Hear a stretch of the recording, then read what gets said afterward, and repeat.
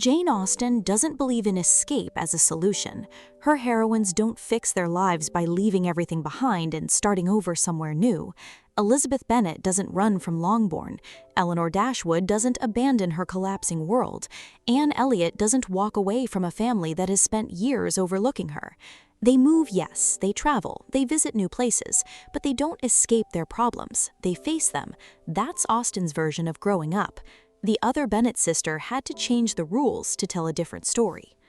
My options were limited. They're bringing the carriage round, go! Yes, ma'am, right away. Look at Elizabeth. Her transformation doesn't come from distance, it comes from recognition. From the moment she reads Darcy's letter and realizes she was wrong, about him, about Wickham, about herself. I who have prided myself on my discernment. That shift, it's internal, painful, private. Yes, she travels to places like Pemberley, but the place doesn't change her. It reveals what she wasn't ready to see before. Very, very kind of you to call. Mr. Bennet, of course, would have paid his addresses before this, were it not... My feelings are... ashamed to remember what I said then. Same with Anne Elliot. In Persuasion, she moves through different settings, Kellynch, Lyme, Bath, but her real arc isn't geographical, it's emotional, a slow reckoning with regret, endurance, and the possibility of choosing differently the second time. Austen's heroines don't grow by finding a new life, they grow by re-seeing the one they already have. And here's the pattern. When characters try to solve their problems by running from them, it doesn't work. Lydia Bennet runs and learns nothing.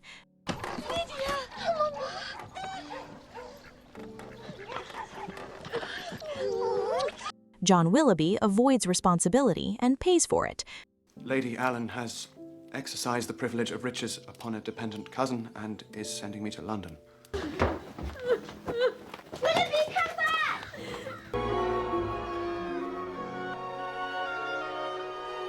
Frank Churchill hides the truth and nearly ruins someone else's life. In Austen's world, escape delays consequences. It doesn't resolve them. Growth only begins when a character stops avoiding and starts confronting. The Other Bennet Sister wanted something else for Mary Bennet, a modern arc, a new city, a life beyond Longbourn. But that creates a structural tension. Because in Pride and Prejudice, Mary doesn't leave. There is no narrative pathway for her to reinvent herself somewhere else. So the adaptation makes a decisive move. It removes the stability of home. With Mr. Bennet gone and the estate no longer secure, Mary is pushed outward, toward London, toward necessity, toward change. And then the story reframes that displacement as opportunity. London becomes space, possibility, reinvention. It's compelling, but it's also a different philosophy of growth. This is where the real divide sits. For Austen, change happens when you confront what's already there, not when you leave it behind. Austen doesn't trust transformation that comes from distance alone. She trusts the kind that comes from recognition, from seeing clearly, often painfully, and changing anyway. Austen's Mary, had she been fully developed, might not have needed London. She might have needed a moment of clarity, a moment where performance falls away and something more honest takes place. In the same room, in front of the same people.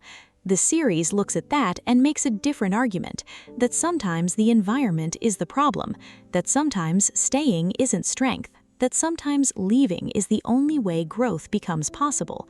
Austen rarely tells that story. Modern narratives often do. So here's the question. Do you believe in the kind of growth Austen writes? The kind that happens when nothing around you changes, but you do? Or the kind the Other Bennet Sister offers, where everything falls apart first and that collapse becomes the beginning? Which one feels more true to you? I'm Sana. This is Monica's Pie. Stay sharp. See you in the next one.